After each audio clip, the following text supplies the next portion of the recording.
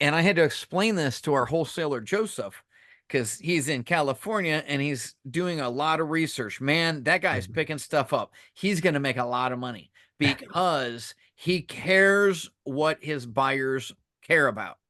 He wants to make our life great. He's going out to find exactly what I want. And he told me, he goes, "You don't mind that I'm making $10,000 on this deal?" I said, "Heck no. You showed how good you were." I said, "This is all I'm paying, and that's it. And you entered into a bad contract. I won't abide by those terms. I'm changing the terms before I sign it." And he accepted that and lost 2/3 of his commission on the last one.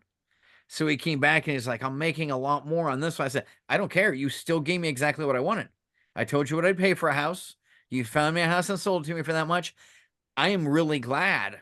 It would be totally hypocritical of me to tell you, you got to cut down this so I can have what I want on the first one, and then say, well, no, even though I'm getting what I want, I don't think you should make that much money. That's ridiculous. I hope he makes 20 or 30,000 We on want each it to deal." be we want it to be a win-win for everyone. And that's why when you'll hear us talk about the stories about, especially Devin and I, when we're buying our first real estate deals, we had to figure out a way to make it a win-win deal. So it benefited both Devin and I, and it benefited the sellers and lenders to those properties. That's right. So what exactly does a wholesaler do? They keep talking about trying to make this illegal. Well, it's always the board of realtors that wants to do that because they're upset they don't get a commission on these. And they always want to force, you've got to be a licensed real estate broker to manage other people's property. Did you learn a single thing in broker school? Anything Oh, at all about managing property? no, they really, to me, they were focused more on running people like than they were on the real estate side of things. So I can't say that that really helped me at all. Most of my lessons were learned when I got out in the field itself.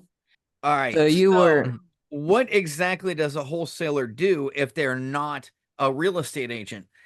They have total control to sell the property, and they get, just like an agent, they only get paid if the property sells.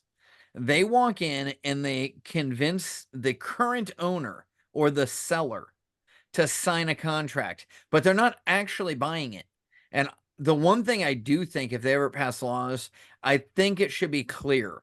I am not the buyer. I am going to try to sell this contract. So that would be good. Too many of these people, and the reason that they're getting in trouble is because one, they're making more money than the realtors, but you know what? They provide a lot better service to me. How many realtors have you had working for you? And the only commissions they got were the ones that I spoon fed them. I kept begging them. I told them Megan did pretty good. She sent me, you know, uh, good addresses and good deals for a while, and then just kind of faded away. This guy's on it every day. He's spending lots of money on advertising. He's working his butt off to find exactly what we want. He learned. He asked us what we wanted. He doesn't call me and say, "Hey, do you want to buy this in this crappy town you already told me you won't ever buy in?" No, no, I won't. he He says, found out what you wanted. So he's going out and getting it, and then he's going to give it to you at a profit. It's just the three steps that you taught me and that you learned from a billionaire on how to become successful. and what he did is he found something that he wanted to sell, got it under contract, and then he found the buyer.